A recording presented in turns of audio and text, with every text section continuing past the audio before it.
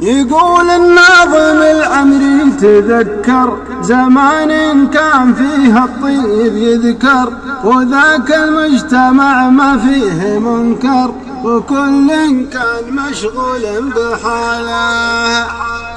عسى الله يسقي أيام البساطة زمان ما تلوث بالوساطة، وكان الجار بالجار ارتباطه، وكان الوصل ممدوده حباله، وكانوا في منافعهم سوية إذا نادوا بعضهم ما تعيا، ولا من قيل هيا قال هيا على درب المكارم والجماله، وكان الشخص يسمع قول عمه إذا ناداه حالا راح يمه، يلبي لو طلب روحه ودمه، وهذا سلم رواد الشكاله.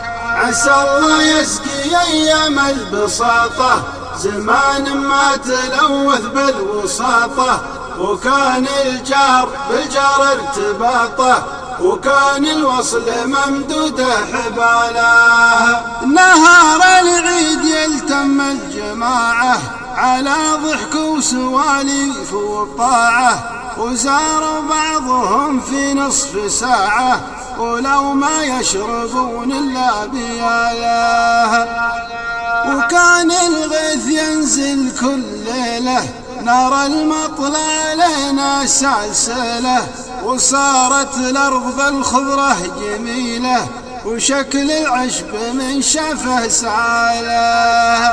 عسى الله يسقي أيام البساطة زمان ما تلوث بالوساطة، وكان الجار بالجار ارتباطه، وكان الوصل ممدوده حباله، وهذه كانت أحوال القدامى إذا استسقوا طلوا بلا الغمامى، عليهم يا عرب مني سلامة عدد من يذكر الله بابتهاله.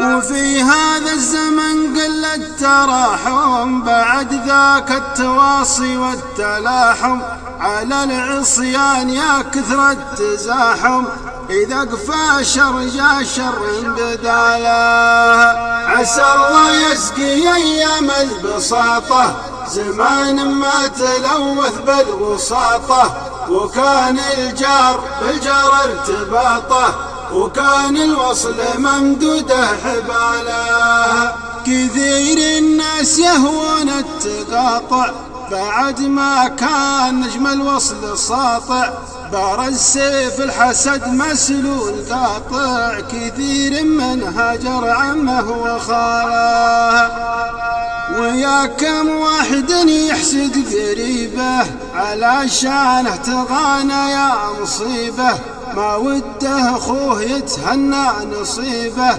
تشوفه ينتظر ساعة زواله.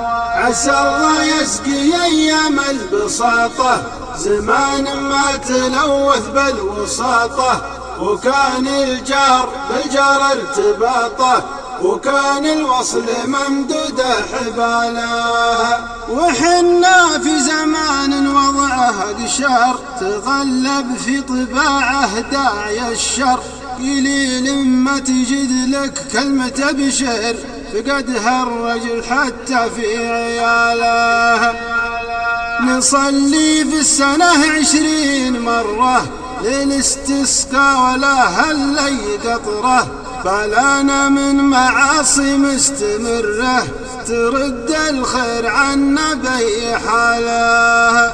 عسى الله يسقي أيام البساطة زمان ما تلوث بالوساطة، وكان الجار بالجار ارتباطه، وكان الوصل ممدوده حباله.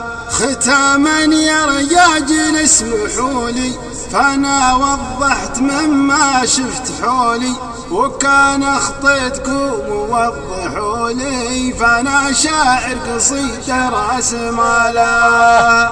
عسى الله يسقي أيام البساطة زمان ما تلوث بالوساطة، وكان الجار بالجار ارتباطه، وكان الوصل ممدوده حباله.